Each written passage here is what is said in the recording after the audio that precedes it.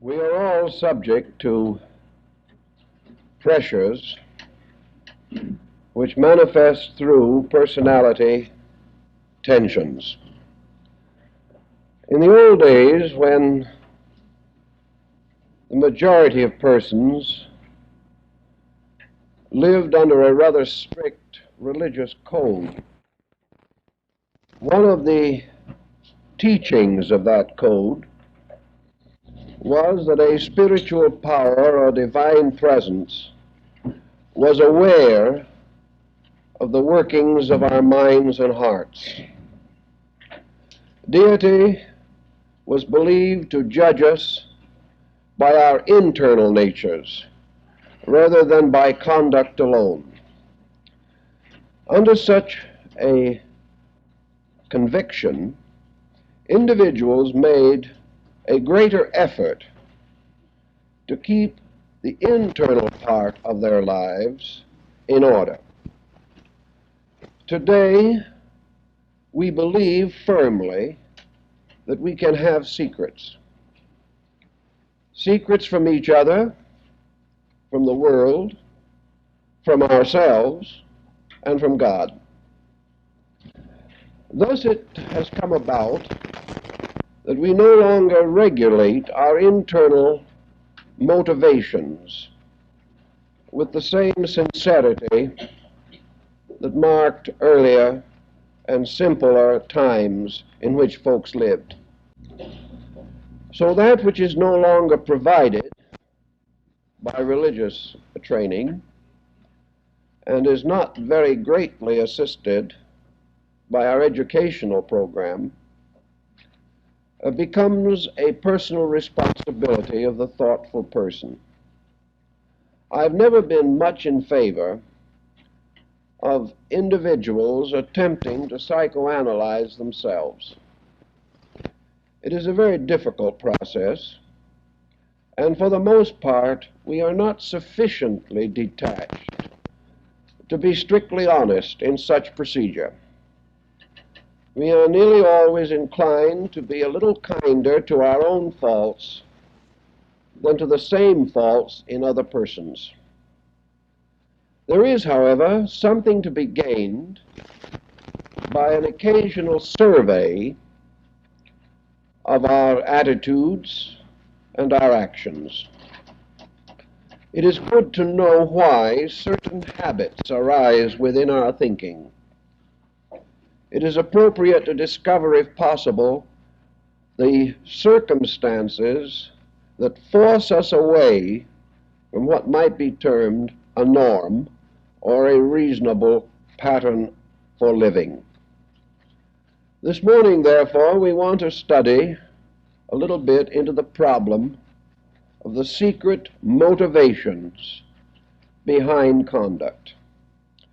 The first consideration, perhaps, is to determine the degree to which you might need such research.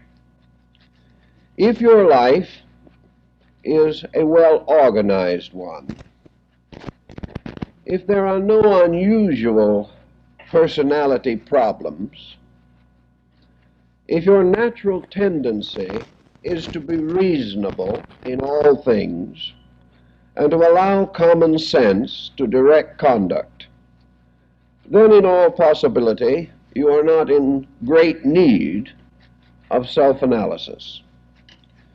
If, however, you do things which you cannot explain even to yourself,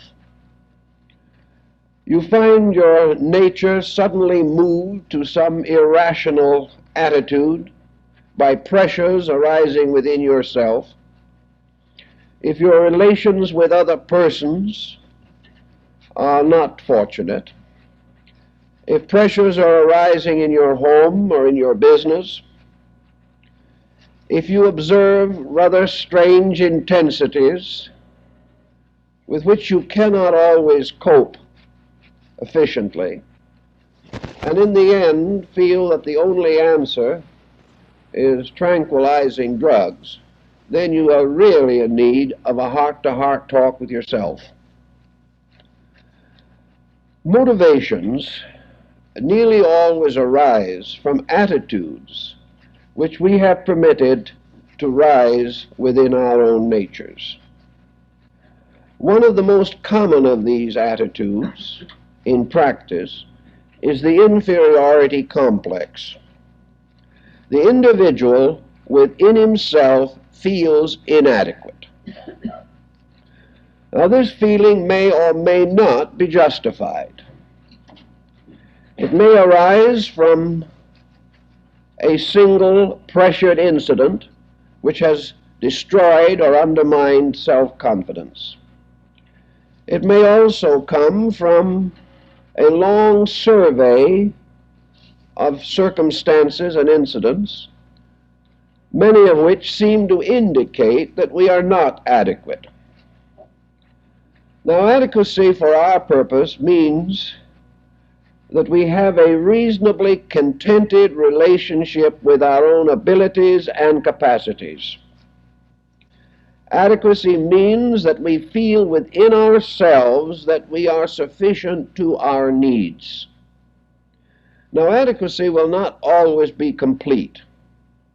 For thousands of years, men have sensed that they are never quite sufficient to their needs.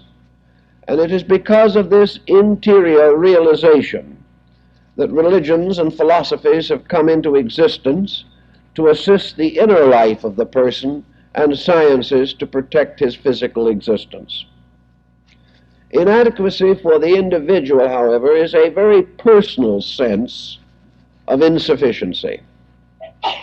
The individual feels that this inadequacy may exist on one of many levels. We know, for example, the barrier of an unfortunate appearance. The individual who feels that nature has not been especially kind to him and has presented him with an asymmetrical body, irregular features, or something of this nature, may gain from this circumstance a strong sense of inferiority. Here, plastic surgery has proven a point well taken in psychology. I know individuals who went through life in a bitter conflict with themselves and nearly everyone else because their noses were an eighth of an inch too long. This was just something that nobody could endure. There are historical and well-established records of individuals who live for 40 or 50 years without ever looking in a mirror. They could not stand the shock. Also, there are cases where large and somewhat projecting ears have undermined life, have made everything in the world seem a kind of dark, melancholy gray. Plastic surgery correcting these visible defects has frequently given persons a new lease on self-confidence. There are also other signs by which we can gain a little insight. Nearly all the world's dictators have been small persons physically. Napoleon had special boots made so that he could get his head up as high as the shoulders of his personal bodyguard. Little persons of physical frame seem to feel this smallness of body as a particular disadvantage. It gives them great drives, sometimes unreasonable and irrational drives, by means of which they hope to create a psychological image of themselves, and for others, which would suggest vast magnitude of frame. The same type can occur with persons of extraordinarily large size.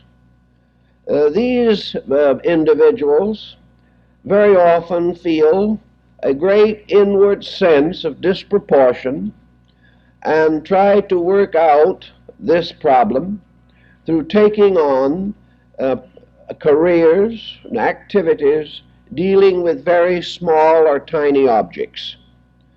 One of the proofs in Europe in the old days of a good watchmaker was that he was over 6 feet tall, because he seemed to like to work with small things, as though to diminish in some way his own size.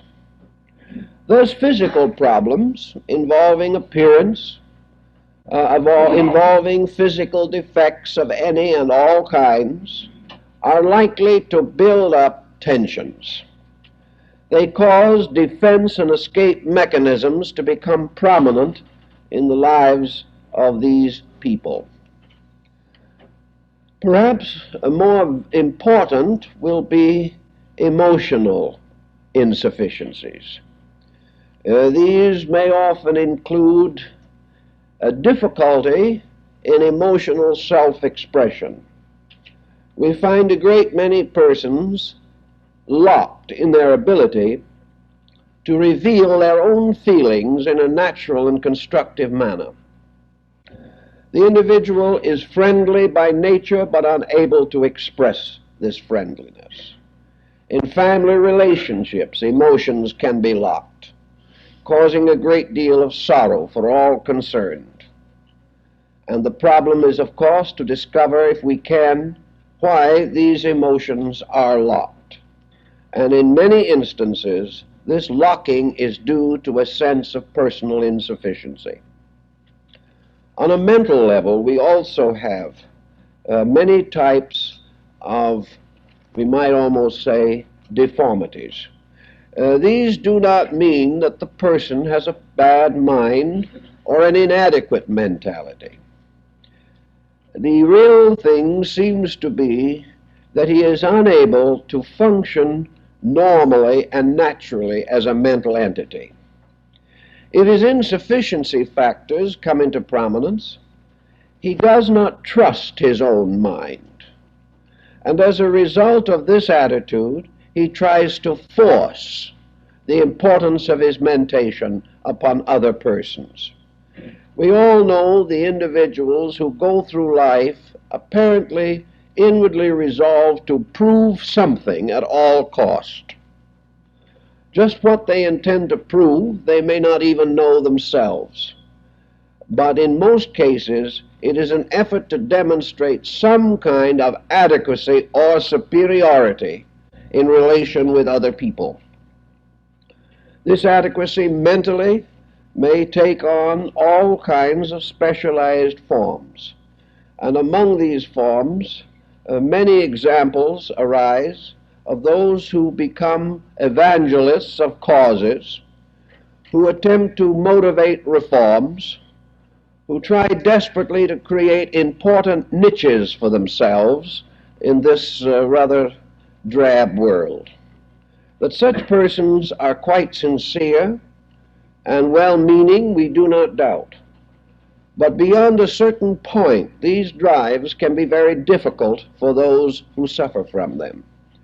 And they may cause the individual to lose all of the advantages and pleasures and comforts of a quiet, balanced existence. In Western living, we have built a great deal upon the importance of psychic drive. But we must recognize that persons are not equally endowed with this drive. Many people come into this world who are not especially competitive by natures. They do not really want to be part of a pressured situation. When they turn inside themselves, they do not have the psychic fuel, the libido, to continually force their ways to successes. These persons would prefer to settle down in a moderate situation. They would like to enjoy life a little in quiet ways as they go on through the years. Yet they are part of a very intense economic system. In order to maintain themselves economically, they have to force their psychic integration beyond its normal energy allotment. Such persons are miserable.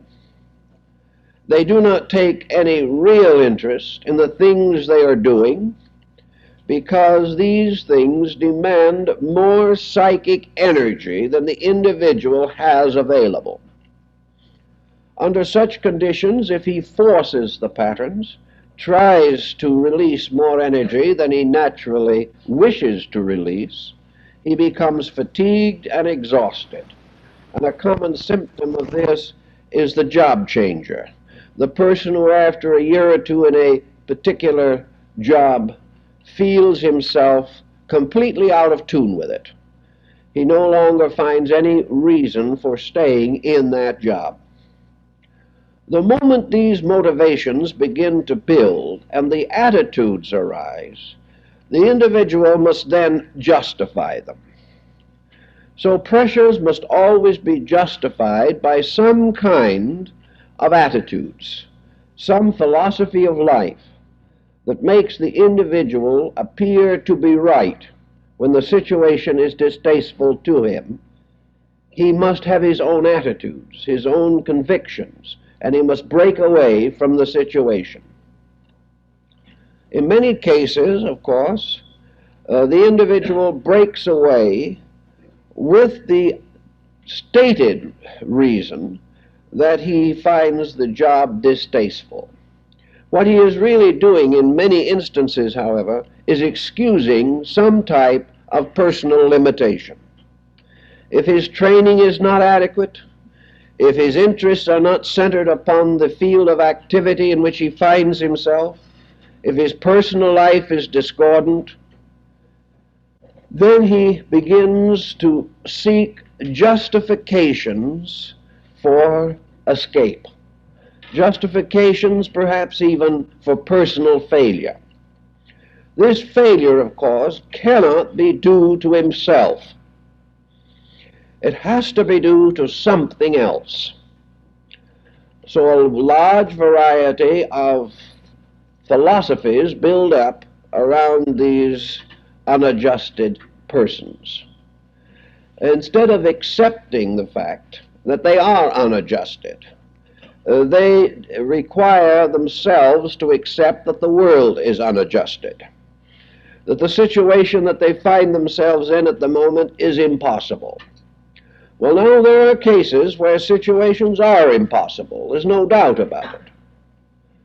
But under such patterns, the thoughtful person will look back over the years of his life. If he has merely moved from one impossible situation to another, then the chances are that the problem lies within himself. If his adjustments with life have always been inadequate, then he may as well face the fact that he is inadequate. You can, of course, insist and prove to a degree that the world in which we live is inadequate. This can be demonstrated and comes in very handy for the individual looking for excuses. At the same time, if he will look around him, he will find other persons doing a better job of living under these difficult situations than he is. If the man next to him, whose ideals are basically as good as his own, is able to handle himself better, then the person who is experiencing difficulty should pause and look into his own nature. The problem of motivations can arise from a wide diversity of causes. In our religious work, of course, we observe how often religion is used as an excuse for wrong motivations. While it should supply us with the highest motives that we know, it does not always do so. A person can take some fragment of a religious belief and use it to justify his own failure. He can use it to indicate beyond doubt that he is not in the place best for himself. With moderation, religion may help him, but if he uses it as a means of escaping, he is perverting the very foundation of religious principles. So let us consider some of the types of experiences that we encounter working with persons who have these secret pressures. We've already discussed before, so we will pass over rather lightly, the fatigue syndrome. This is exceedingly common today. We are all dedicated to the realization that the world is wearing us out. There are a few, however, that suspect that we are wearing the world out in certain respects.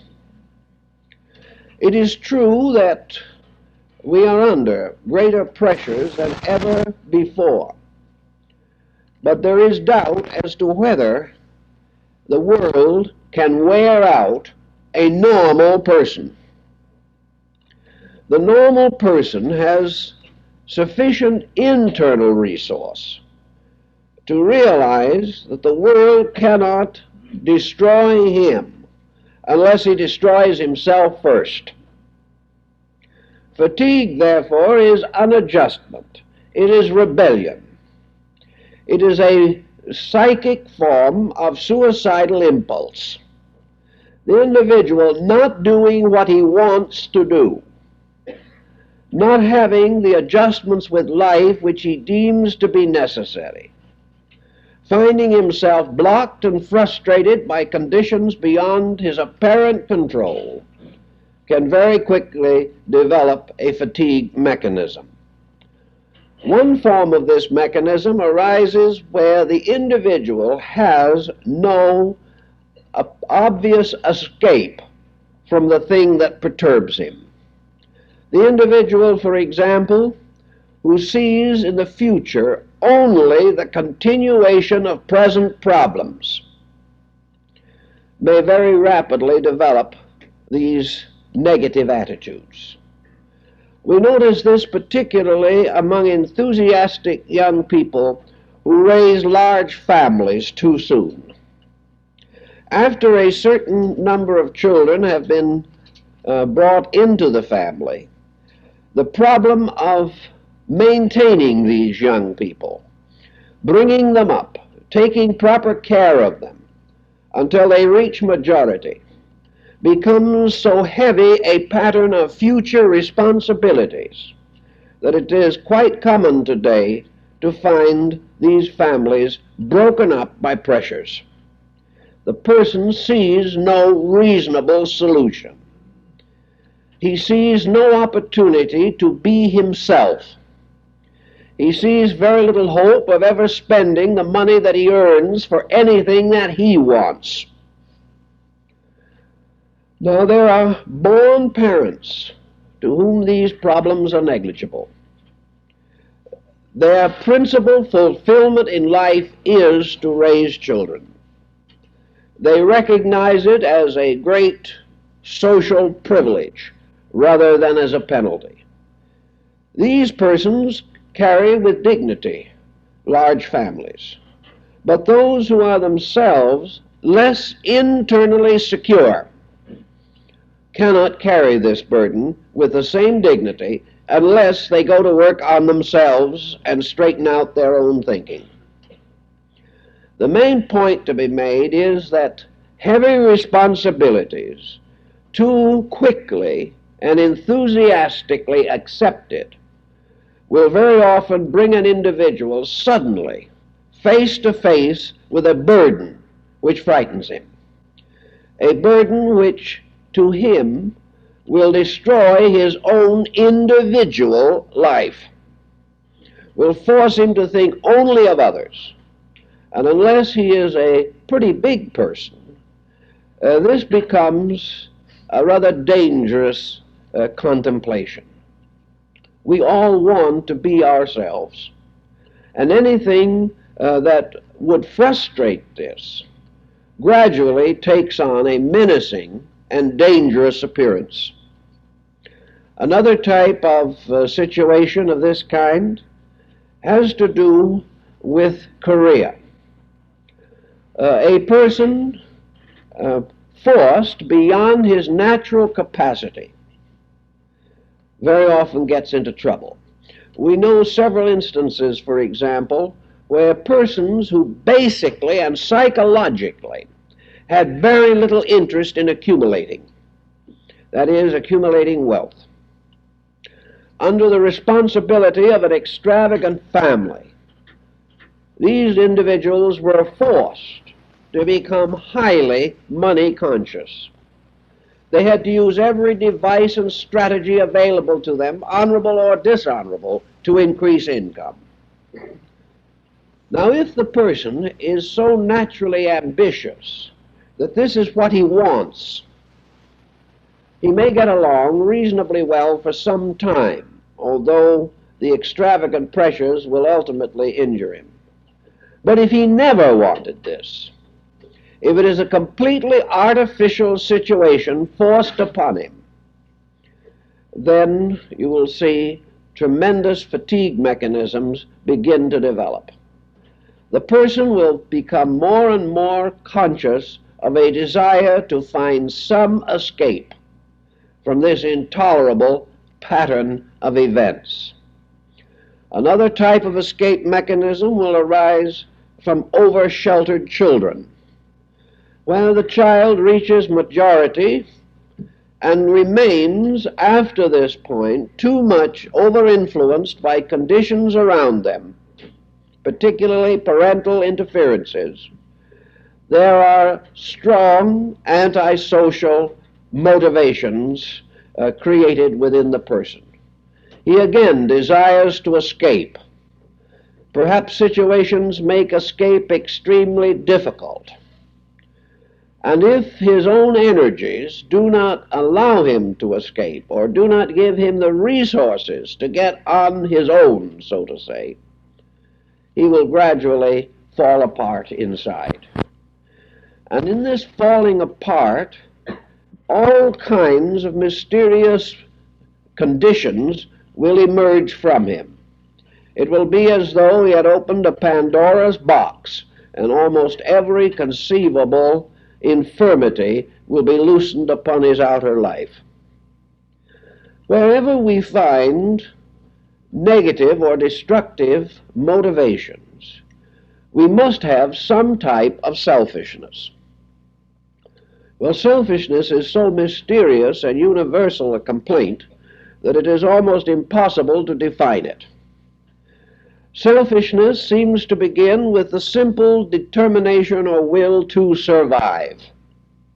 And it is hard to convince anyone that he shouldn't have this drive. Selfishness may appear to be only the natural requirements of life, things which we should all have and should not feel guilty because we strive to secure them. But selfishness very often leads to a series of actions which in turn build up character patterns. And the selfish person is very often under selfish drive or motivation which will endure throughout their entire lifetime. If selfishness goes beyond a norm, we are almost certain to face some of the most complicated and disastrous consequences that can be imagined. A norm of selfishness, perhaps, is a reasonable degree of self-expression, that the individual maintains the right to be himself, to express his own convictions and his own principles in a simple, constructive, direct manner, that he is entitled to the product of his own earning, that he is entitled to have something to say about his own adjustments with society, that he is not merely required to forever sacrifice himself to others. No, a normal degree of this selfishness, when constantly associated with an abnormal degree of it in some other person, may also result in serious psychological difficulties, where the person has to give up his reasonable rights to cater to the extreme unreasonableness of other persons. then he has a very solid foundation for feeling that his own identity is threatened. Today in this country, however, we do not suffer so much from this threat to identity as we do from a broad program of increasing unreasonable selfishness.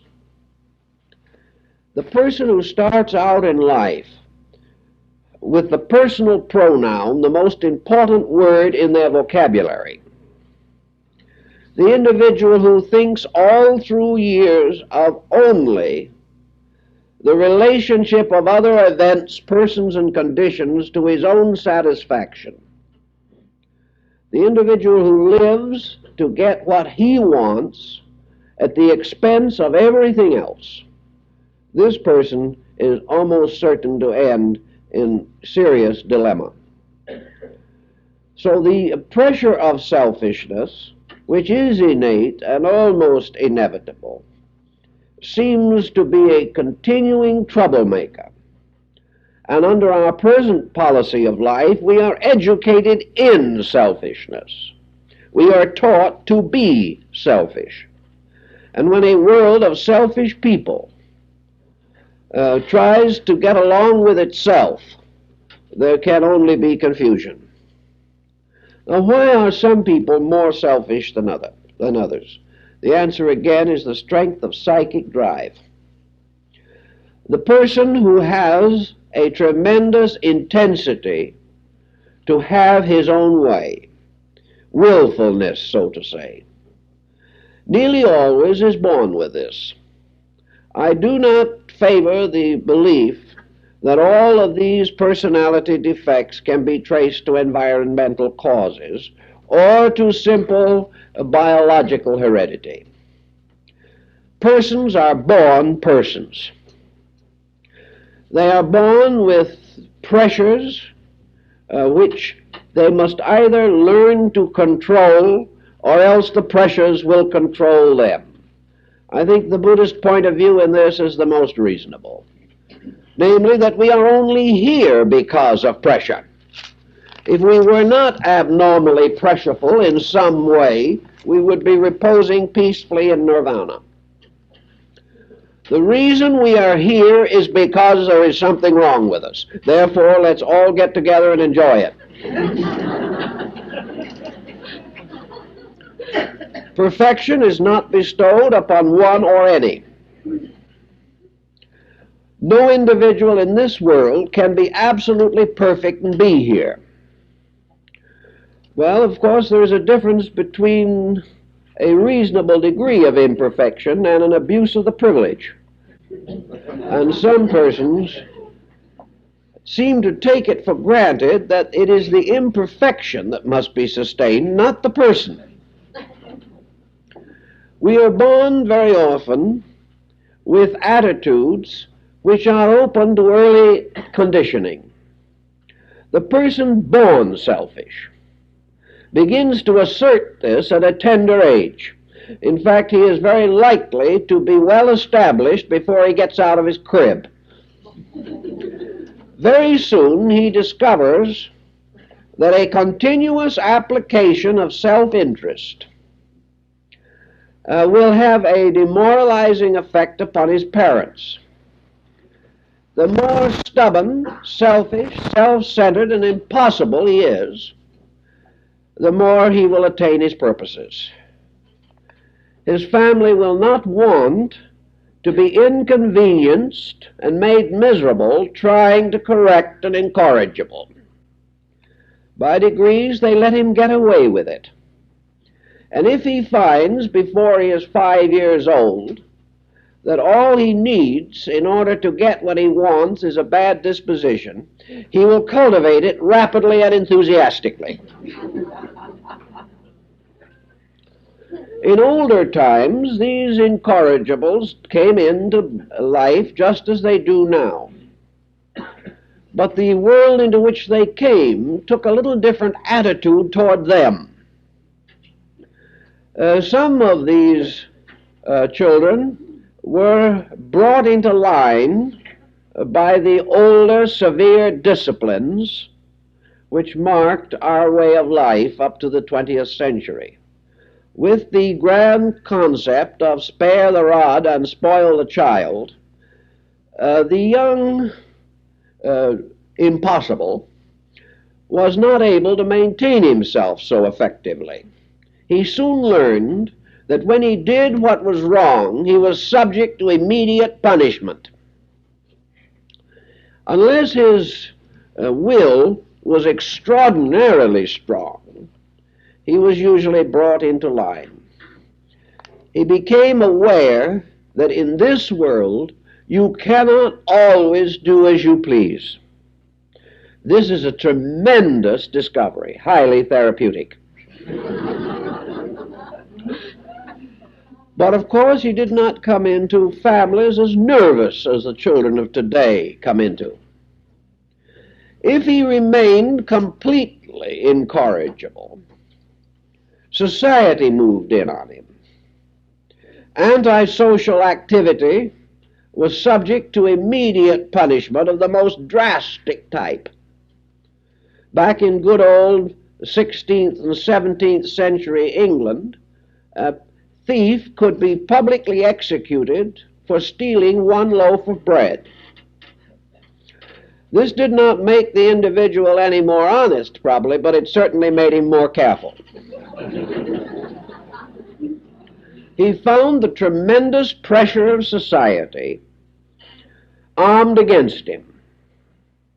He might break through to be a dictator or a tyrant of some kind, but usually the pressures of living, lack of opportunity, and the intense guild training through which most young people passed, all these together brought him into line. He had to restrict selfishness. Today he is less inclined to do so. Consequently, he reaches maturity undisciplined, and by that time it is very difficult for him to discipline himself. Motivations of selfishness lie behind most human tragedies today. A negative type of motivation, which is also present, is just simply old-fashioned ignorance. We have the feeling that with the high degree of literacy in this country, we shouldn't suffer much from ignorance, but we do. We suffer from the kind of ignorance which makes the individual unable to find a reasonable solution to his own problem. He has no patterns, no rules, no guides. He is unable to depend upon any strong system to give strength to him in moments of emergency. He is not tightly fitted into the social pattern as he once was. He is not required to fall into certain practices and habits which once directed his endeavors. With more freedom than he ever enjoyed before, he is left in the dilemma of being free to suffer from his own ignorance, and there is nothing much he can do about it. At the time when these matters are most vital to him, he is scarcely at a philosophic age in which he can adjust or adapt his mind to logical procedures. This is why it seems to me that throughout education, any subject that is taught, even reading, writing, and arithmetic, should be taught in a way by which the individual develops some moral overtone, some insight, some concept of how to conduct his own life. That learning should be so completely impersonal that the student cannot even apply knowledge to himself is lamentable. But many grow up with this problem. Under the pressure of ignorance, the person develops another kind of motivation, and that is just simple confusion. Many persons today live their entire lives from a core of confusion within themselves. they have no footings. They have no strength with which to meet the challenge of circumstance or any pressure of temptation whatever. It has come finally to reach the degree in which subconsciously more persons all the time are doubting that there is any reason either for existence or for personal conduct. The answer seems to be simply to drift as comfortably as possible through an uncomfortable situation.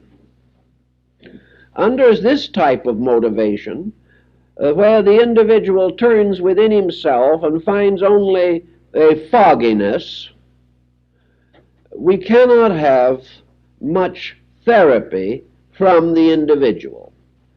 And as the world is becoming more and more composed of this type, we do not gain very much by leaning on each other. It is simply more uncertainty assembled in one place. Another motivation behind many of our pressures today is the success syndrome. This success pattern has been set up in a way to cause persons to measure their own lives in terms of the lives of other people. We are not aware of the basic individuality of man. This is a period of, we might almost say, conformities. Individuals want to be like everyone else, particularly the successful level. But because of the loss of individuality, because we no longer actually measure things in terms of our own abilities, we are inclined to develop a great deal of jealousy. We are inclined to be poorly adjusted, bitter against society, and envious of the few who seem to be highly successful. The success syndrome has also affected education. One of the marvels of life is that we are expected to choose our educations in those years when we have no idea of what we want to be in most cases. Today, the selection of a career for most young people is a family project. Everyone settles down and tries to figure it out. If father has been particularly successful in some line of business, he would certainly like at least one of his sons to follow in his footsteps. Today, this is by no means a certainty. Young people see so much of the pain and misery arising from the desperate effort to succeed that they do not want to fall into the same patterns themselves. They do not want to be like their own parents, who have given years of misery to a situation that has produced very little. So the young person starts out on his own. The great thought underlying everything today is to select a highly lucrative profession. The person to get along today must be in one of the money-making brackets.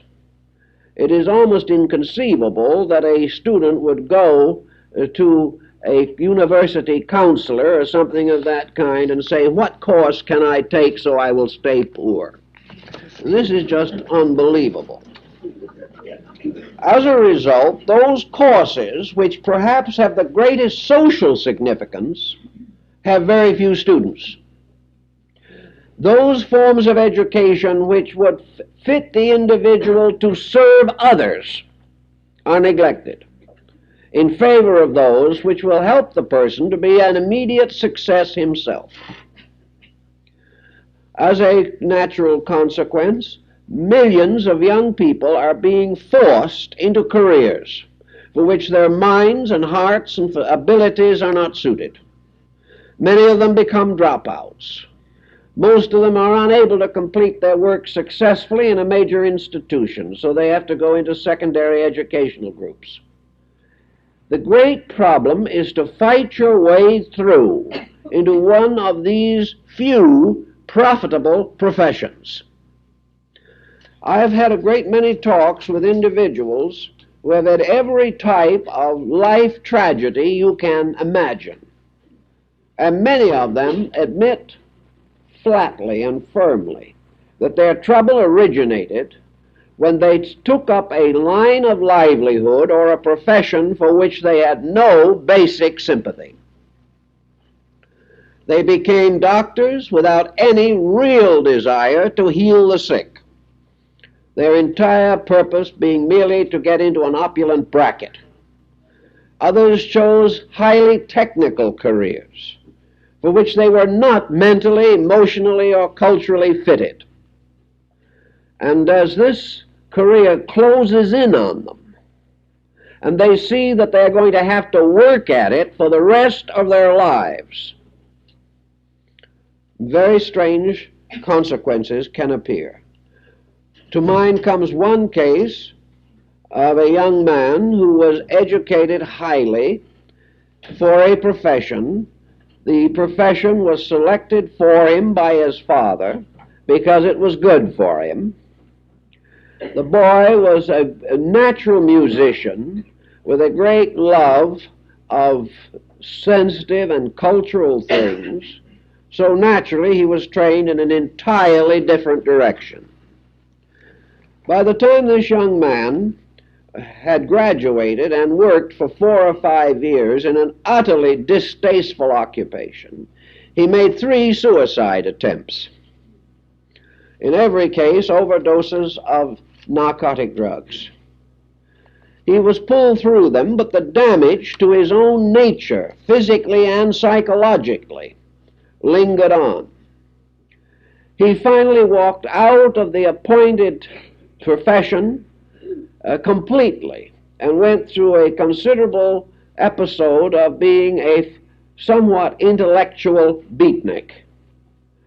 He fell apart as far as his own personality was concerned. He has now been under analysis for 8 years to get back on his feet again. Of course, the purpose of analysis has been largely to try to make him accept the job for which he has been educated as his only way of maintaining himself. He may become patient. He may become resigned. He may say, it is the best I can do, I guess I might as well stay with it. But it will only be endurable to the degree that he can develop avocational interests in the fields for which he is essentially fitted. If he can balance it off, he may make it. But he has already gone through, as a young man, over 10 years of psychic demoralization, simply because he was forced to do something which was not suitable to him. Now, parents are not always responsible for this. The public opinion, the pressure of the time, the success mania, will in themselves do these things to people.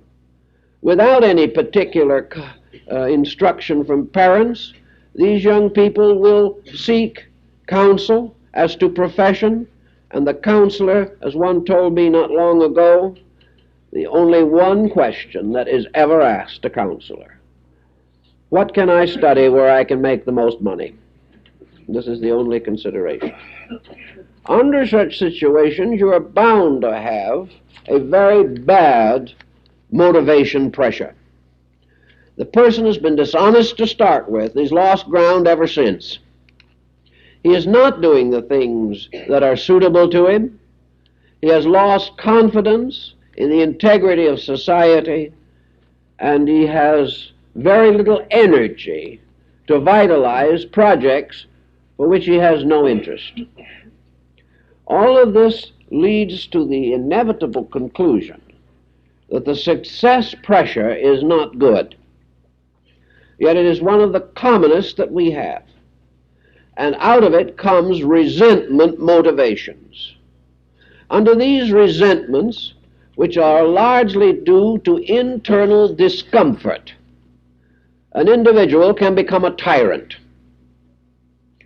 We all remember how Samuel Johnson pointed out that many wars have resulted simply from green bile collecting in the nature of a prominent public person.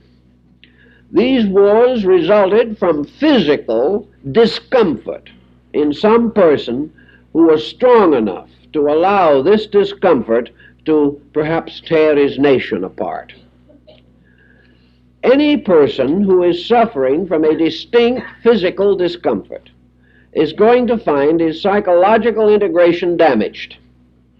How much more so is he going to suffer if he is under emotional and mental discomfort continuously?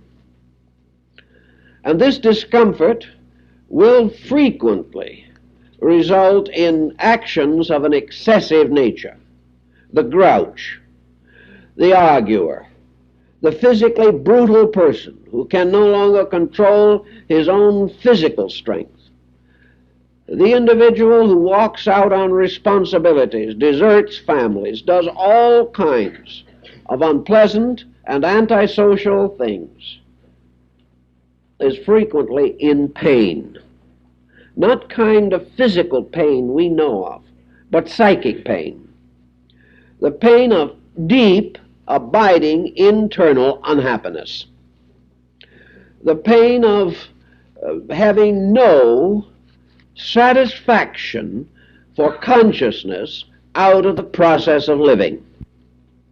Nature sends us here to learn. And if by our natures we so lock ourselves that we cannot learn, or we are in some area of learning which is not suitable to us at the moment, we certainly suffer as the result. Each person will have to analyze his own pressures to determine their continuity and their direction. For by these continuities and directions, the substance and nature of the pressures themselves can be largely determined. Suppose you admit for the moment that you are under pressure, that this pressure has caused you to be a less desirable person than you would like to be. You find that your adjustments with other people are not good. You find that you cannot relax and be one with your world. One of the best indications that motivations are under control is that the person can relax. That when the person lets down the strain or pressure of activity, he finds a quietude and a compensating release from tension in himself. If he cannot relax, if he is developing the symptoms of a nervous wreck, then his pressures are much too great.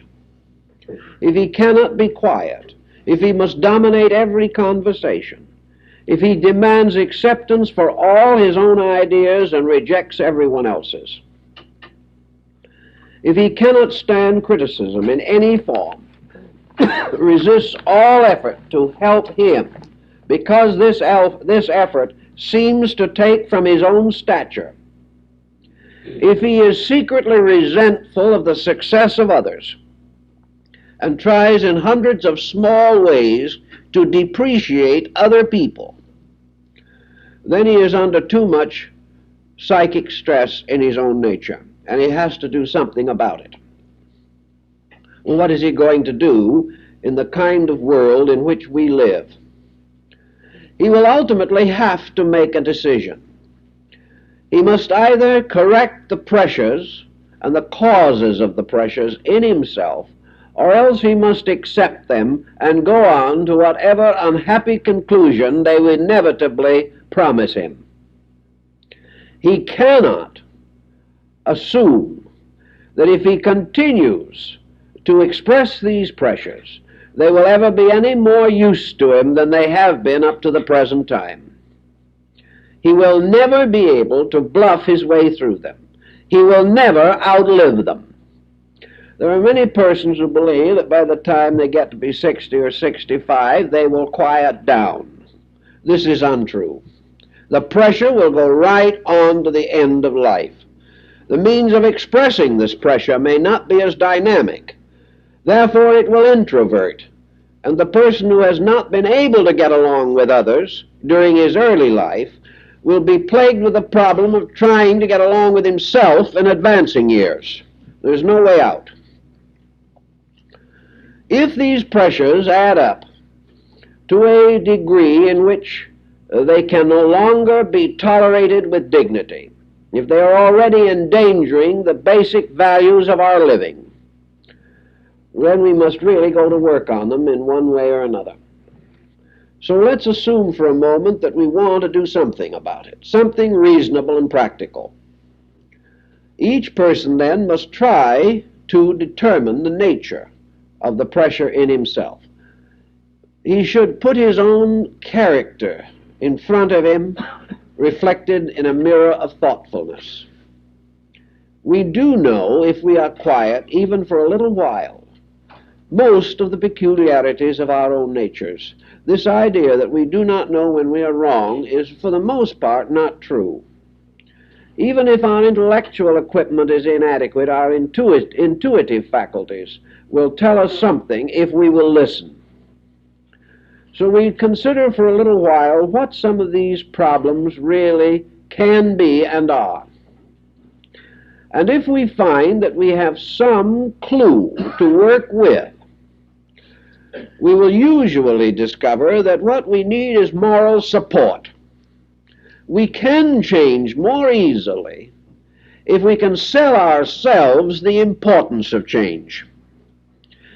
If we cannot convince ourselves that there are better things we can do and that there is a better person in us than we know, we will almost certainly drift on as we are. What can we do to help to recognize the integrities of life? In the old days, our greatest support in these matters was our faith. We did believe in the Ten Commandments. We also believed in certain examples taught by those whom we regarded as spiritually mature persons. So we had a little religion with which we could console ourselves. And from this came a situation not too dissimilar to that we find today in Alcoholics Anonymous. The theory behind Alcoholics Anonymous is simply that belief in the power of God strengthens the power of the individual to change himself. If we believe in prayer, if we believe in communion with the higher principles of universal reality, and we believe that these powers can intercede for us, or can support us, or that a divine power within us is strong enough to achieve a victory of principle over compromise, we believe this and really work with it, we can very often accomplish a tremendous amount of internal normalization. The trouble probably today is that for the most part, faith is not this intense. The individual has a general believing, but he seldom, if ever, puts his weight upon this, depending on it for any great amount of help under a specific incident. We are more likely to seek help in sorrow or bereavement than we are in the development of character. The only other thing we can do is therefore to turn to a constructive philosophy of life. We can begin to convince ourselves of the orderly nature of the world in which we live. An individual who convinces himself will obey that of which he has convinced himself. He will not react well to the advice of other people, but if he can be made to convince himself, he will find that he has the strength to do these things that he now believes to be best. To convince himself today, the average person must have an intelligent philosophy of life. He cannot depend upon platitudes or upon vain assumptions. And in our time, because we are so closely associated with science, it is often easier to build a philosophy upon scientific concepts than upon theological concepts. Here again, I think the Buddhist doctrine is the most compatible with science. If we can convince ourselves beyond all doubt that we live in a world of cause and effect, if we can believe that we will be rewarded or punished according to the merits of conduct, if we can get every other thought out of our minds and gradually escape from this negative attitude of trying to get away with something because nobody cares anyway. If the person who is selfish, recognizing that he is selfish, and he can discover this with reasonable ease, if he is not quite certain, his friends will tell him. If he has an abominable disposition, someone will remind him of it. Up to now, he has cut that person from his list of friends. He does not want to be reminded. But as Socrates pointed out, the greatest friend is the one who does tell us our faults.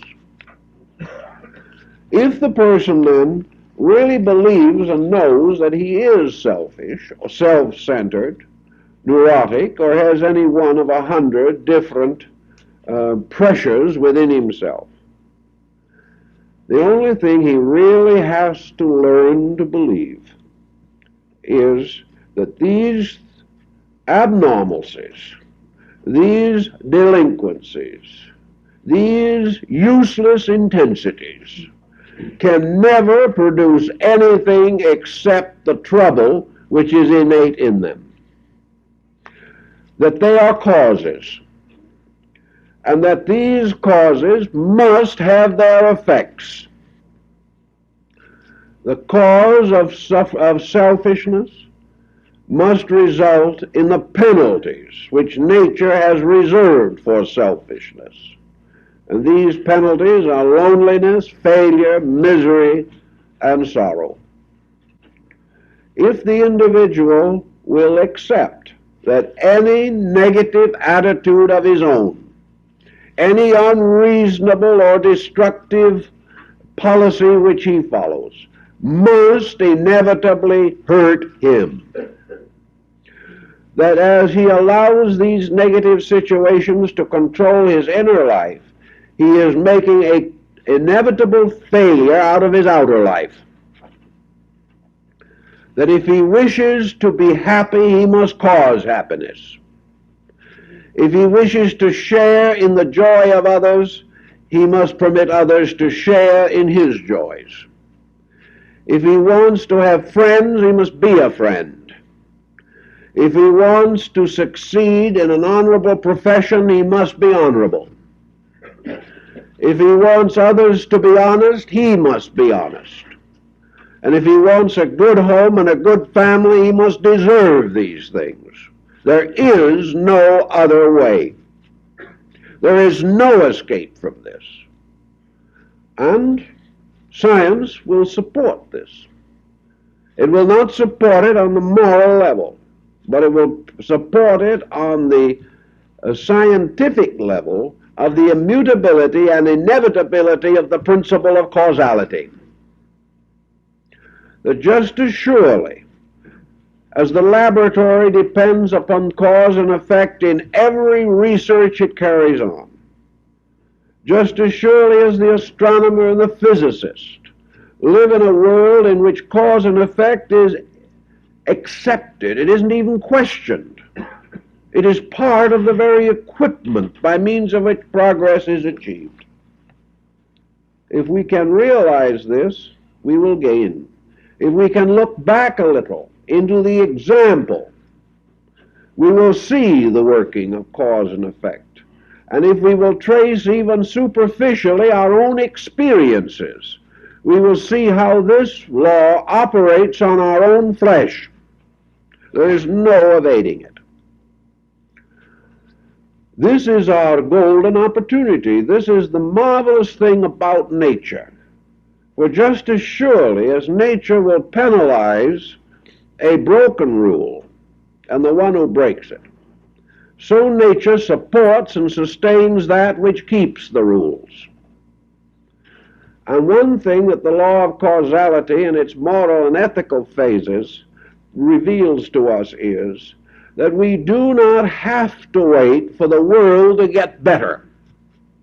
We do not have to wait until the world solves its problems before we can solve ours.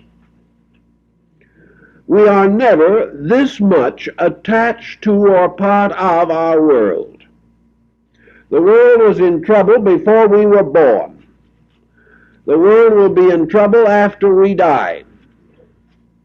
The world will be in trouble all the time that we live. But we are actually tourists. We are here for a while. For a time we mingle the streams of our own consciousness with worldly affairs. And then they separate, and our streams return to ourselves. Our own growth is not the result of the world primarily. Our own growth is the result of the internal life of the individual moving through circumstances, and the world is one of these circumstances. The person can control himself because the only power which can achieve this is within himself. It is not the result of delegation of authority. It has nothing to do with politics. It does not make any difference what condition the world is in.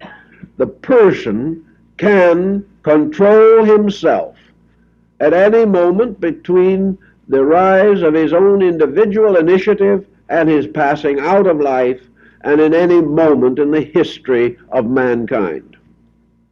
It simply requires the person making the necessary endeavor.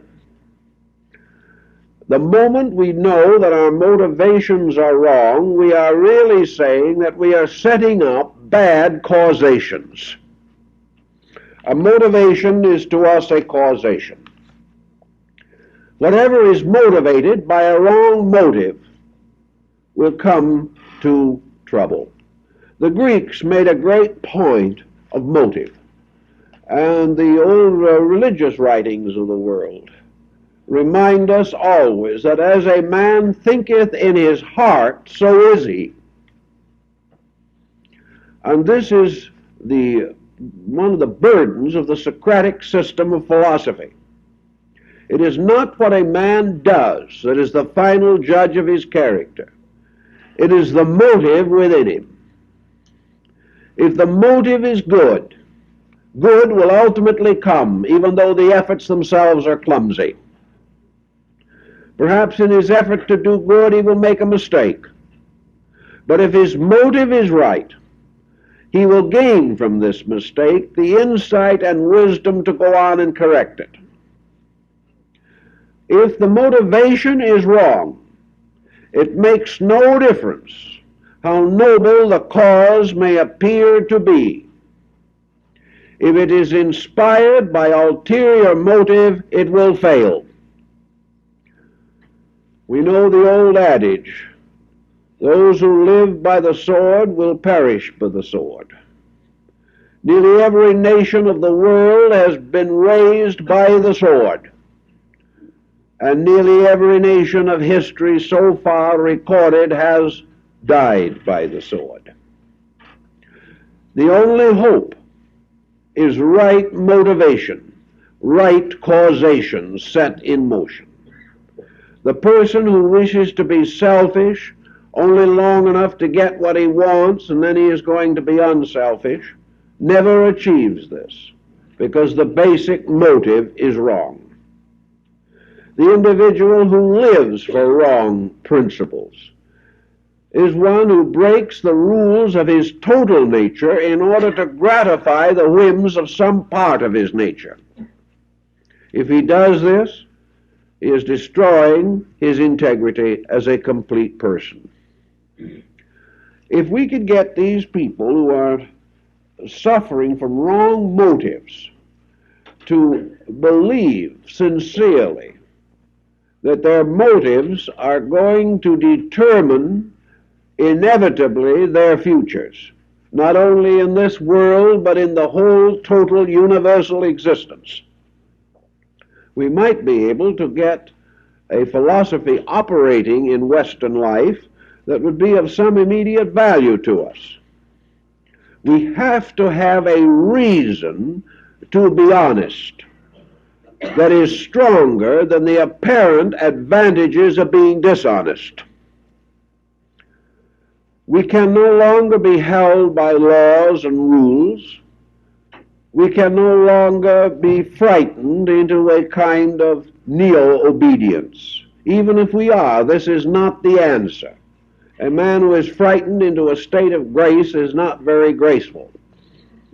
Actually, this change has to arise through insight, through the recognition that this world of lonely, frustrated, isolated, confused, complicated, sick, and miserable people is a monument to wrong principles. And no matter how well we have been instructed in these wrong principles, they are still wrong. And though 1,000 shall encourage us to follow them, they are still wrong. If everybody else does it and it is wrong, it is still wrong. And no one is going to win. We have always labored under the hope that as individuals we are going to be exceptions to the rules of life. Other people cannot get away with selfishness, but we will. Other persons should never gossip, but we have the divine right to do so. This belief that we are different, that the laws of cause and effect do not apply to us, or that by some way we shall avoid them, has been wrong and continues wrong. Here we had a little religious problem. For a long time, people believed firmly that religion was in a position to expiate the law of cause and effect. If you made a serious blunder or you did something very bad, you could go and tell it to your clergyman, and he could give you some kind of absolution, pat you on the head, and tell you to go forth and sin no more. So you promptly went forth and sinned some more. Any belief which even permits religion to wipe out the values of cause and effect will ultimately destroy the integrity of man. We cannot even pray ourselves out of these things.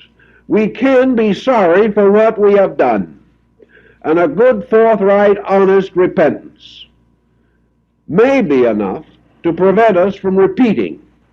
If so, it has achieved its purpose. The next thing to doing right, of course, is to be sorry to do wrong. But there is no good second to doing right in the first place. In midstream, we can't start out with brand new, pristine, pure careers. We've all made mistakes. We've all done things that were not good for us or for other people. There is very little to be gained by repentance at this stage in living. We can be sorry. If we are justly and honorably sorry, it helps a little. For the real purpose of sorrow or repentance is to remind us that it wasn't right.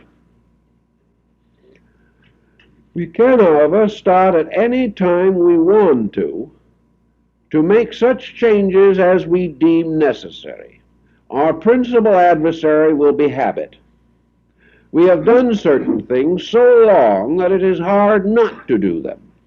Instinctively, we fall into the old faults again. With watchfulness, however, we can escape most of this problem, inasmuch as habit has to be sustained by attitude.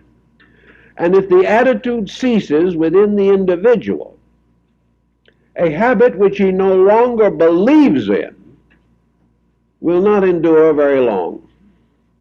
If he doesn't believe in it, if he doesn't want it, if he rejects it as a policy for living, this habit will cease because it is not vitalized, it is not energized. But if he has no internal strength and simply wishes he could stop making the mistakes, then the habit pattern will be much stronger than the wishing, and he will go on just the way he is.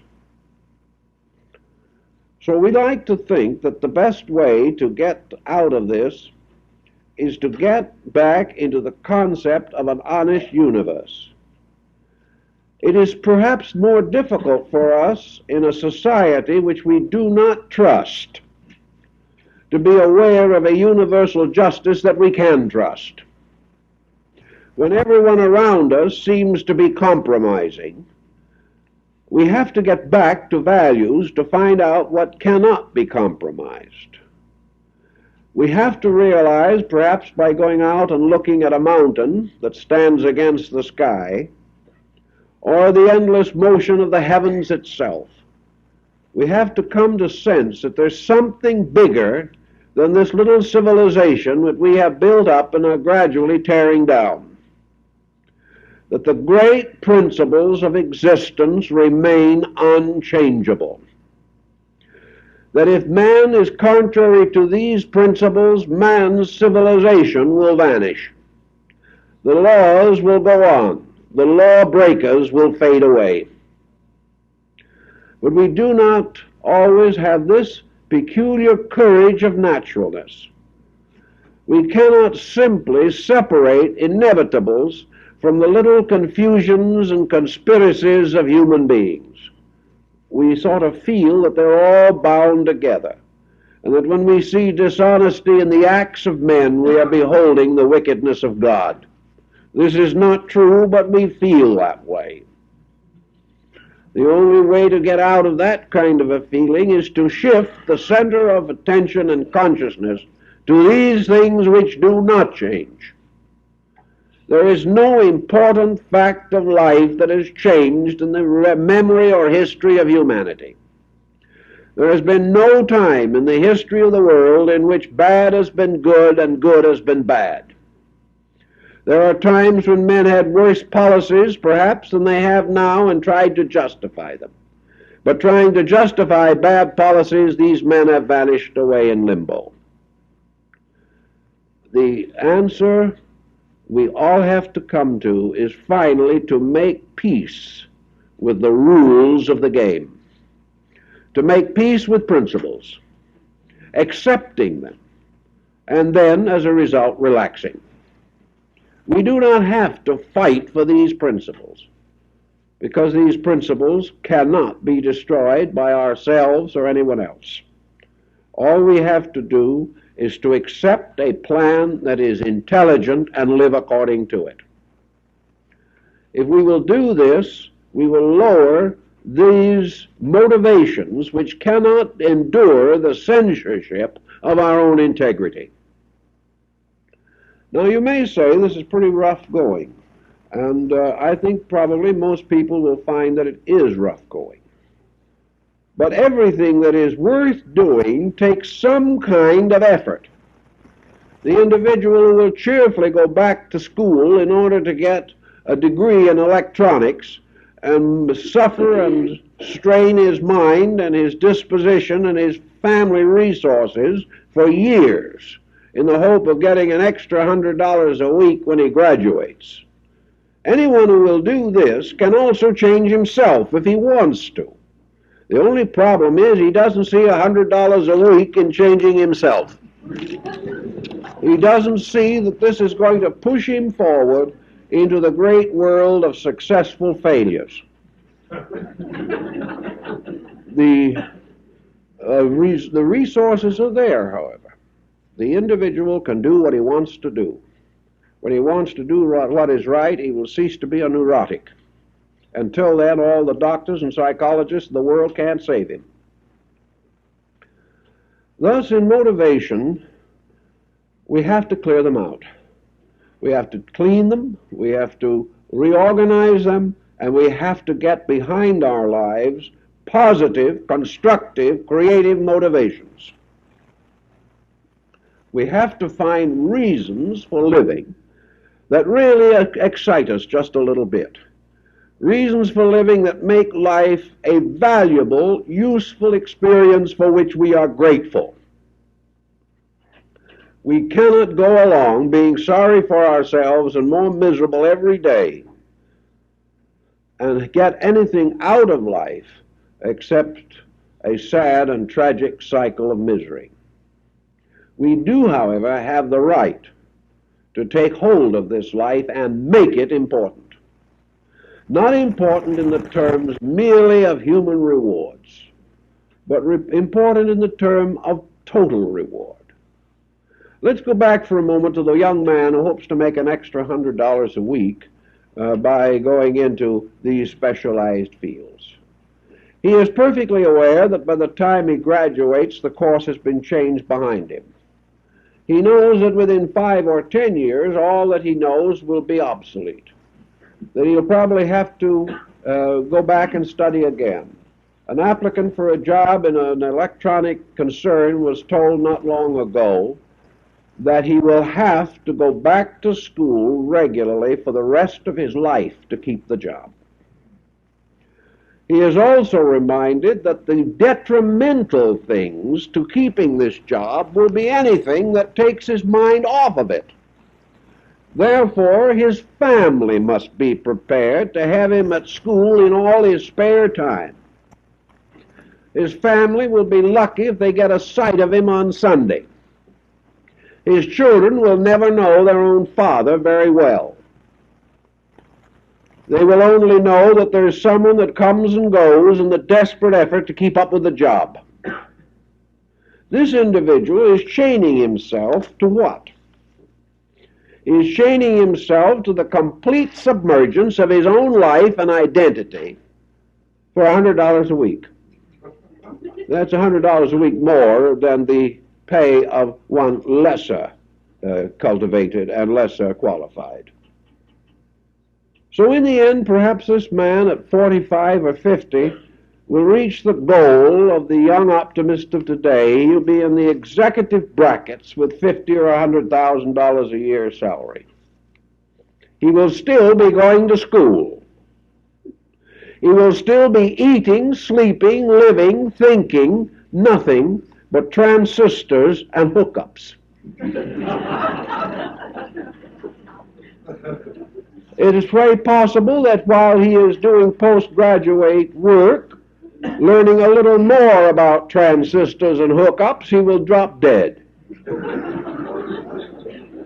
Now, the Greeks were firmly of the belief that man learns until he dies. This is perfectly proper.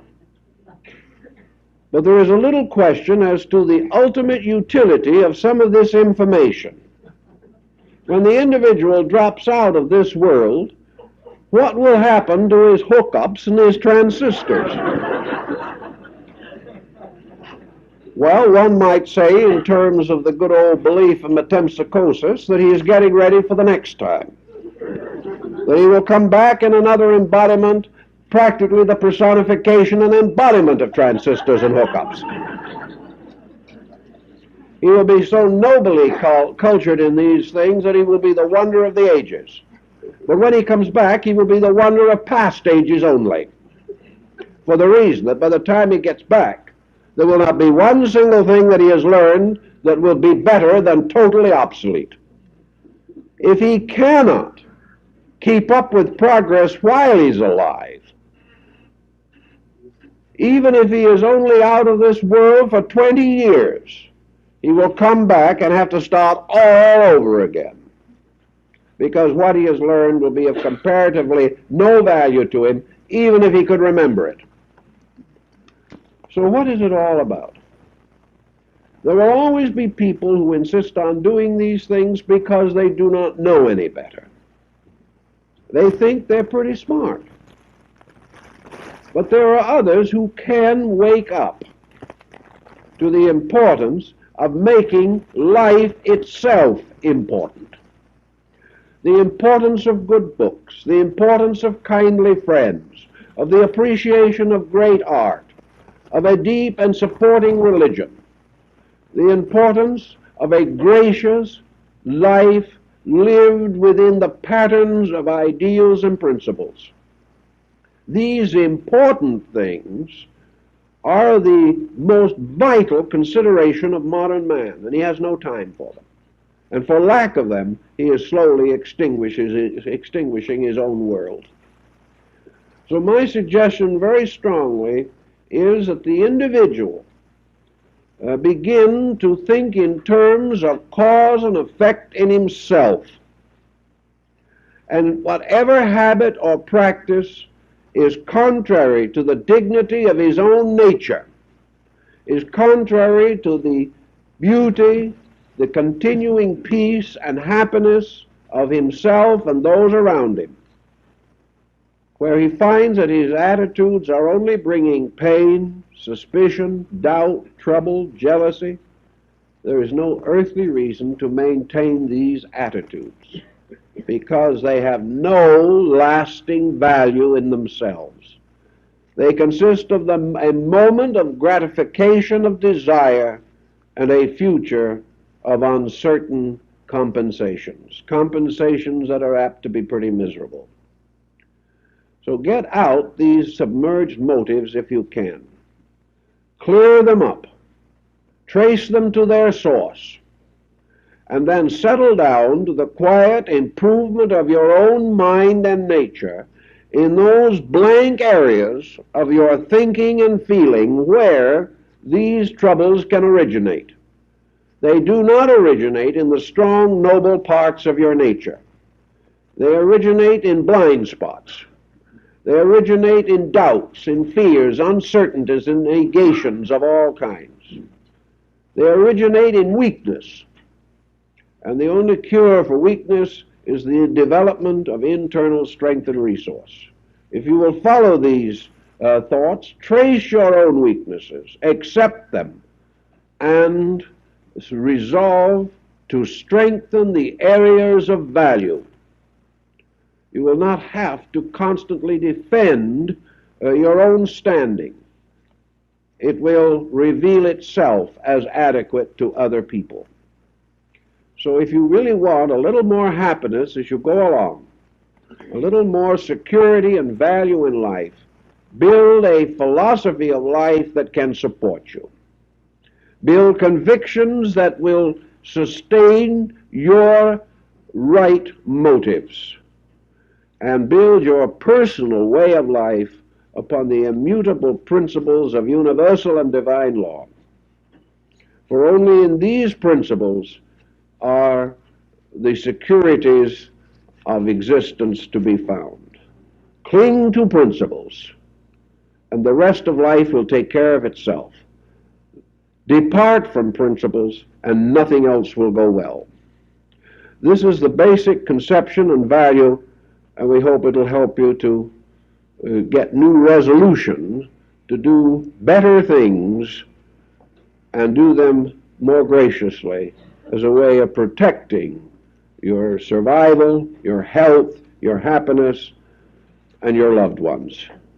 For these are the problems of our day. Well, time is up, so we thank you.